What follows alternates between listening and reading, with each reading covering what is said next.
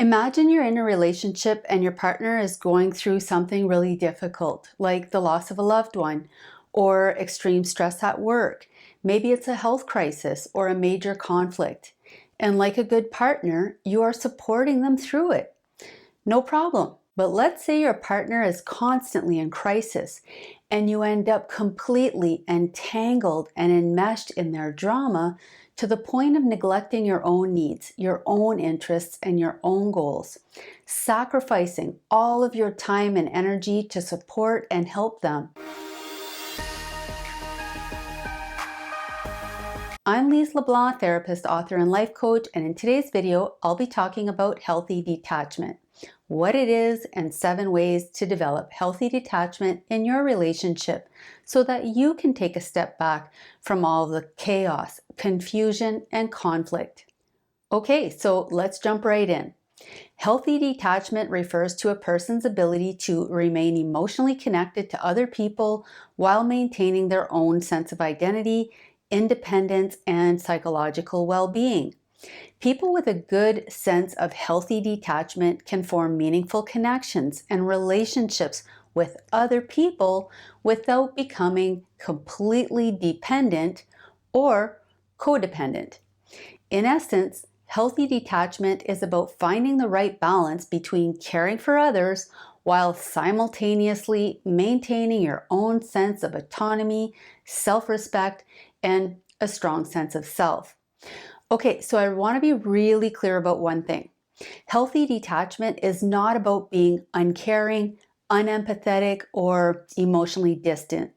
It's really about making sure that you have your own oxygen mask on before helping someone with theirs. Let me give you a quick example here. Let's say your girlfriend experiences an intense fear of abandonment, and she's constantly seeking support and reassurance from you. You want to be there for her and alleviate her fears, so you try to give her as much of your time and energy as possible. But when you're not able to, for valid reasons, she gets very angry and lashes out at you.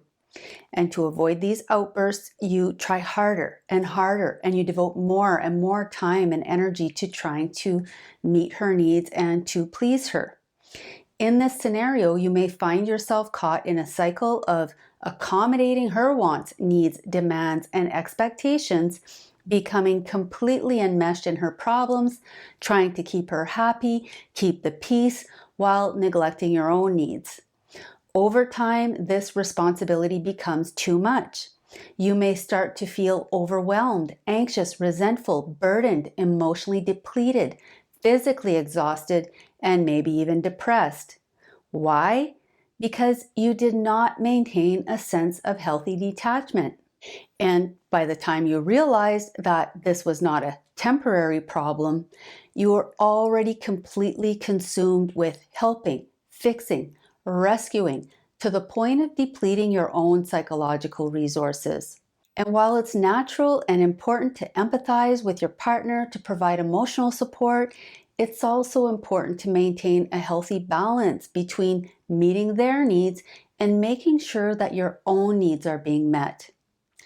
Many people, including those with cluster B personality disorders, live in a state of constant crisis, chaos, and conflict, and they can suck the life out of you because they live in this erratic, dramatic, and chaotic world, and they have an endless list of recurring problems. Without treatment, there is nothing that you can do to address the root of the problem. Okay, so here are 7 key aspects of developing healthy detachment. Number 1 is emotional regulation. Healthy detachment involves being able to manage your own emotions instead of letting your emotions manage you. But before you can do this, before you can learn to manage your emotions, you need to be able to identify and label your own emotions accurately, as well as identify what triggers certain emotional responses. Instead of simply, feeling overwhelmed, try to pinpoint whether you're feeling anxious, sad, angry, or some other specific emotion. Then rate the intensity of this emotion and where you feel it most strongly in your body. And with a sense of curiosity and non-judgment, ask and wonder about what could have triggered this emotion. Understanding what triggers your emotions can help you put some space between stimulus and response. This distance between the emotional trigger and your reaction is critical because this is your window of opportunity to change your response. I've included a worksheet below to help you learn to identify and observe your own emotions and triggers. Number 2 is self-awareness. Self-awareness is the ability to recognize and understand oneself, including one's thoughts, emotions, behaviors, strengths, weaknesses, needs, values, motivations, personality, attachment style, and so on. It involves being conscious of your own self and having an accurate perception of who you are. Self-awareness includes understanding how your emotions influence your behavior, as well as how your behavior impacts others. Number 3 is boundaries. Establishing and maintaining clear and healthy boundaries in your relationships may not always be easy, especially if you're prone to being in codependent relationships. But knowing your limits and communicating your boundaries can give you the much needed space and time to balance your own needs while still being there to support others.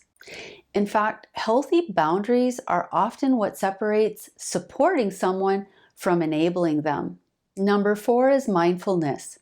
Mindfulness involves paying deliberate attention to the present moment without judgment and without engagement. So you might be tempted to jump on every thought train that goes through your mind, but instead try to simply observe that thought and let it go by. Soon another thought will come into your mind, and again, just let it pass through. And if you can't do this yet, then start challenging your thoughts by asking questions like, is this thought helpful? Is it true? What would happen if I didn't believe this thought? Personally, I don't know of any other practice or strategy that has as many positive benefits as mindfulness meditation. And these benefits include stress reduction, increased focus, better sleep, more ability to manage your emotions and your behavior. If you've tried mindfulness meditation in the past, you may already know how frustrating it can be, which is why I recommend and endorse Muse technology.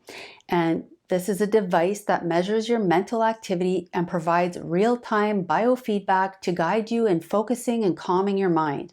In a nutshell, you put on this headband, it looks like this, calibrate it with your app, and when you start to meditate, you will hear the sound of, let's say, a rainforest, for example. And when your mind gets busy, the sound of the rain gets louder and stormier, cueing you to bring your attention back to your breath. In moments when your mind is calm and you're doing a good job at taming that voice in your head, the rain will become very gentle and you'll hear birds chirping to let you know that you're successfully quieting your mind and meditating. If you want to learn more about Muse, just click on the link that I've added to the description section of this video. Number 5 is acceptance. Radical acceptance is a concept that originates from dialectical behavior therapy, or DBT for short, and it involves acknowledging reality, accepting a situation or circumstance without judgment, without resistance, and without attempts to change it, even when it's difficult or distressing.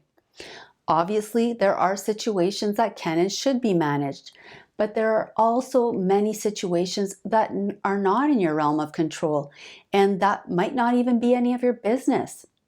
And it's important to recognize the difference and to accept when things are beyond your control. Instead of trying to be the general manager of the universe, try to understand why you need to be in control and challenge yourself to choose peace and acceptance over being right and being in control. Number 6 is self-care. Simply put, healthy detachment and self-care go hand in hand. You can't have one without the other. Taking care of your own needs allows you to be fully present, for your loved ones, to have compassion for them, and to give them the best version of you. Some people might think it's selfish to take care of themselves first. But again, this is about putting your own oxygen mask on before helping someone else with theirs. Number 7 is to face your own mortality.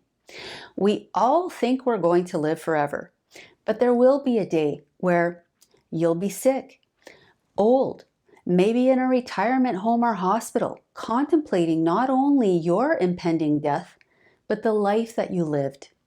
But it'll be too late to make changes. Now is the time for change. Facing your own mortality can help give you perspective. It can motivate you to prioritize and take action. It can help you reflect on what truly matters to you and what legacy you want to leave behind. To learn more about facing your own mortality and how this can help with healthy detachment, watch episode 6 of the docuseries called Limitless with Chris Helmsworth. Okay, so if I have one tip for you today, it's to prioritize your own well-being. Because when you're healthy and well, you can bring your best self to your relationships.